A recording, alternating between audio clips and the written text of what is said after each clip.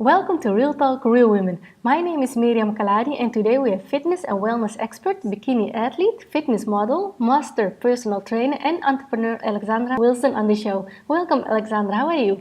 I'm very well, thank you, Miriam. You're always welcome. Alexandra, you now have over 10 years of experience in the fitness industry, but how did it all start?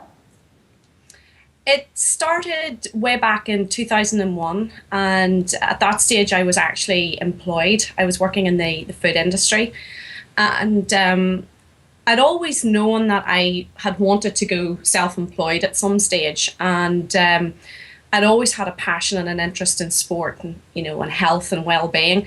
And basically I just decided that with the support of my partner at the time, I basically left my job, went requalified and did all my various qualifications, and that's really where it started, the whole journey. Oh, great.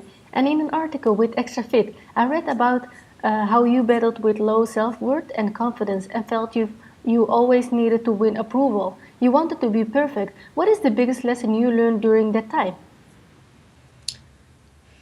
Probably, I think probably the single biggest thing is just realizing that perfection doesn't exist. All you can do is be the best that you can in whatever area of life it is. But that probably would have been the biggest one. And also just learning to respect myself a lot more, self-love, be patient, on myself, be kind to myself.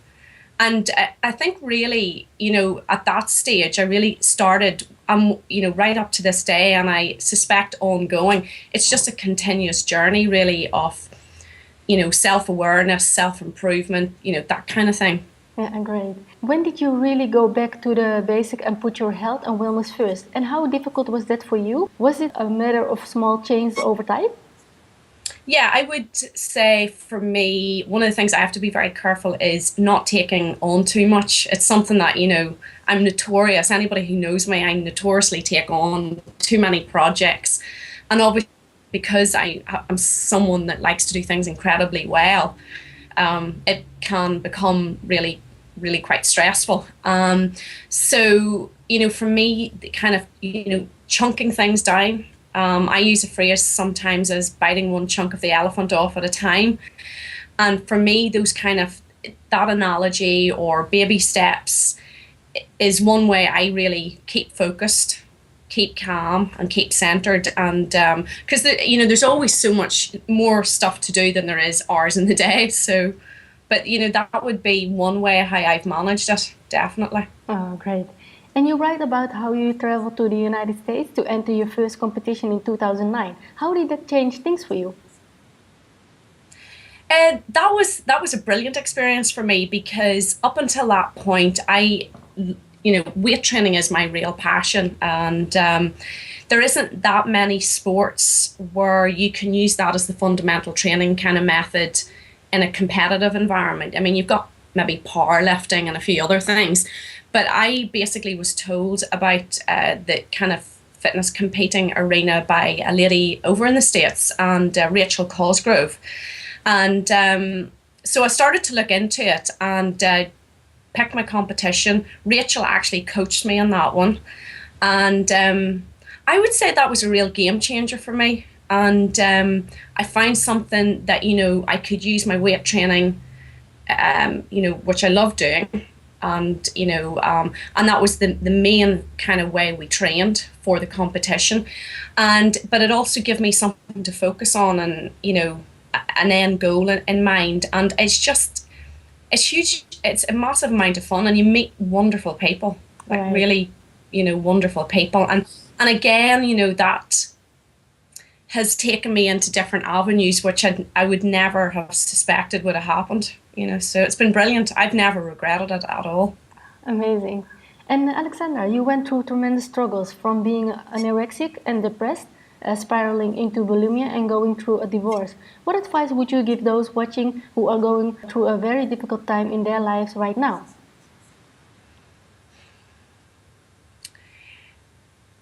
Oh gosh, there's so many things I would say surround yourself with the right people that support you in the right way.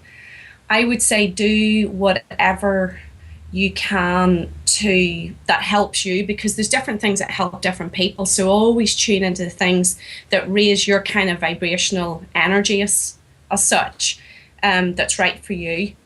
Um, Again, coming back to the baby steps, one day at a time, always trying to get your basics right. I can remember when I went through those various patches in my own life, the key things for me were making sure, and I know it sounds so simplistic, but making sure I slept right, I ate properly, and even though at times I hadn't enough time to do the exercise that I wanted to do, I knew I had to do some form. And if that just meant jumping on a cross trainer for 20 minutes, just to keep me going and so on, that's what I did. So, for me, I really focused on the basics. And, I would have done simple things that make you feel good.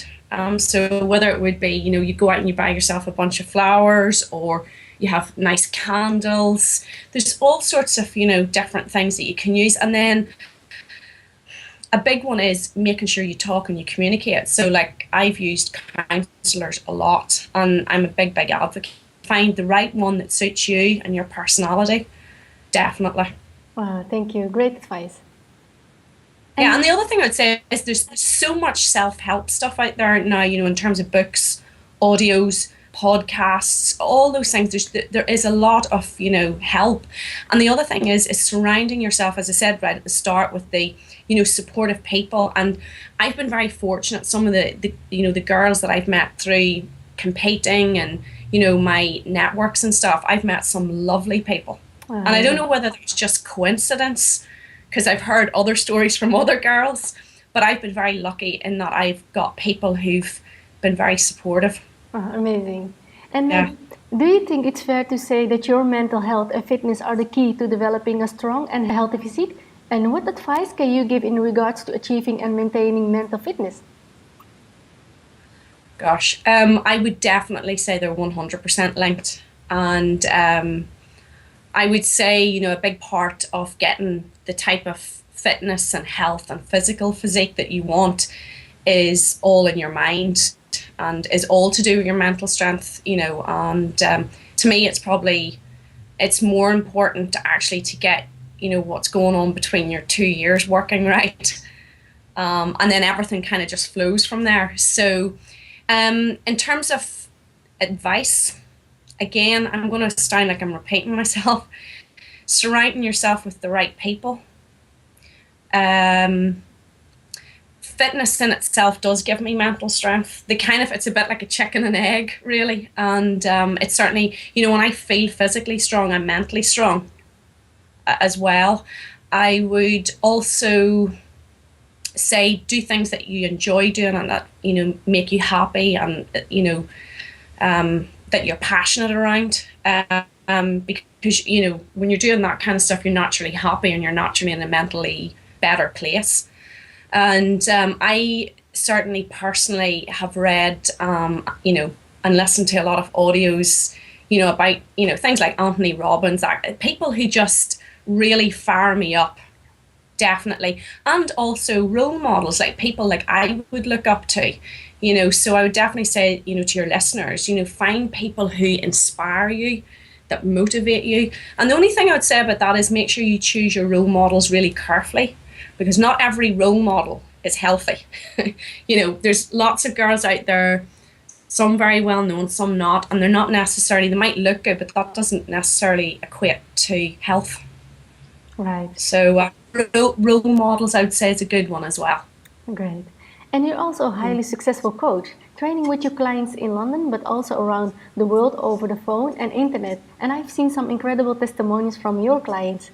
Do you feel that because you've had to overcome so much, you're able to take your clients to a completely new level in their lives, both mentally and physically? Yes. I mean, I tend to attract mostly women. And I've always attracted women that see, I've definitely have people who've get emails that people have been inspired by my story, and that's one reason why they end up working with me, because they see that I've been through it and got through on the other side. So, definitely because I've been through it, then I share with them what's helped me, and also what I've heard other people, have used that's worked for them. So there's kind of lots of different tools that I use and that I can pull out of the box, really. So yeah, no, it's definitely helped, with my coaching. Great. And what has been your most rewarding experience in working with your coaching clients this far?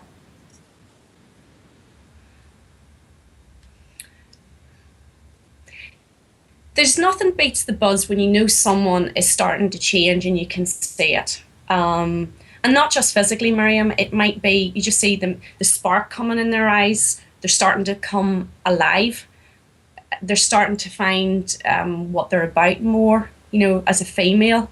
And that's an area I'm particularly passionate around, is really women and confidence and self-esteem, which is a bit ironic because that's stuff that I've kind of struggled with myself, but I suppose that's how it kind of goes. But there's nothing kind of gives me as such a buzz as when I see my clients really starting to blossom, is probably the biggest thing. Ah, amazing. And you're not just a fitness expert, you're a true fitness celebrity today. I know that you've built 3 successful businesses. What is the most important business lesson you've learned, and how do you apply that to your life and career today? These are good questions, Miriam. I would say hard work is definitely, one. Unfortunately, I do work very hard, and patience would be the biggest one. Things always take longer, to happen than you project, and it is a patience game, and also just real self-belief. Right. Not giving up, not giving in, because you do get things that are fired at you, people who are negative, people who put you down, and it definitely does make you stronger. And, again, that comes, getting through those circumstances is all about having the right people around you. I would say, hard work, patience, and real self-belief would be the big ones for me. Great. And you've also written about the power of thankfulness in your life. How can someone get in a state of gratitude? Basically, the method that works for me is I tend to write my things down in a gratitude diary. But ironically, a few weeks ago, I was talking to another colleague of mine, and she tends to just kind of verbalize hers in her head. So there's different ways of doing it, but I definitely write my things down at the end of the day. And, particularly when I'm going through a patch maybe where there's a problem, I always remind myself of some of the basics that, I should never take for granted, and also just how far I've come. And so I think it's always, to me, again, that's another way to ground myself and remind myself, of all the blessings that I've got, and also all the things, and the journey that I've been on, and to be very, very thankful for it. Right. And despite your tremendous success, do you ever catch yourself having a bad day or slipping into a moment where you lack confidence? And what do you do to pick yourself up when that happens? Right. Yeah, there would definitely, I would never deny there's always days, I think, when all of us, even the strongest of us, have days when we're a little bit lower. The thing that I would do most is probably to give me an instant boost is exercise is a real antidote for me.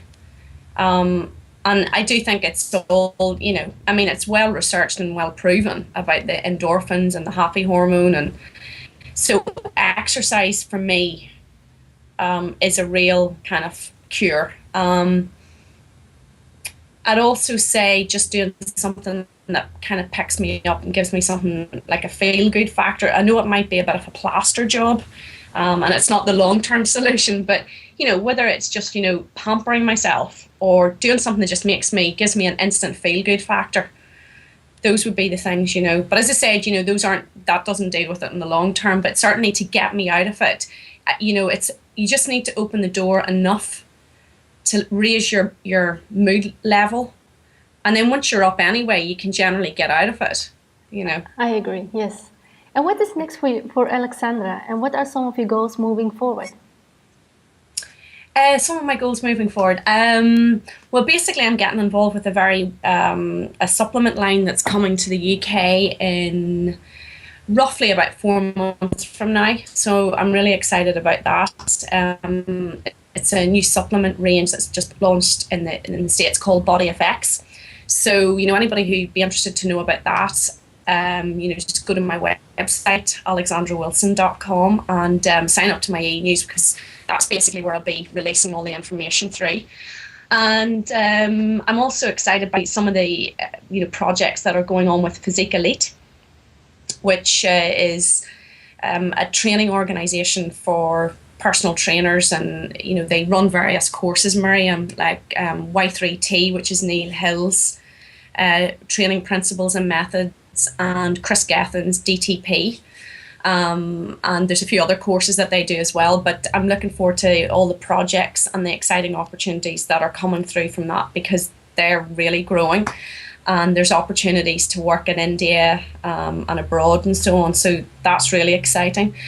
Recently, I just got taken on by Better Bodies Clothing, which is a Swiss fitness clothing label, really kind of high end. So I literally just signed up with them about a week ago. So, and today I got some clothes from them. So so that's exciting, and just more photography. I'm bringing out also my first full ebook shortly. So there's going to be more of that kind of stuff coming out, throughout the year. You're doing a great job, Alexandra. Yeah. And yeah, thank you, Miriam. Oh, you're most welcome. And where can people go to connect with you online? Basically, if they sign up through my website, which, as I said earlier, is www.alexandrawilson.com. They can find me there. And then I think, Miriam, and I should know this off the top of my head, my Twitter is the Alex Wilson. It's at the Alex Wilson, I think it's called. But certainly my website is the main place. Sign up to my newsletter, which comes out, once a week, once every 2 weeks. And that tends to, be where all my information is. And there's some great content, there's a blog every week, a recipe, there's motivational stuff and so on. So that tends to be the main place. Great. And I will make sure to put all the links below this video. Yeah, brilliant. Thank you. Is there anything you feel we've missed that you would like to talk about today?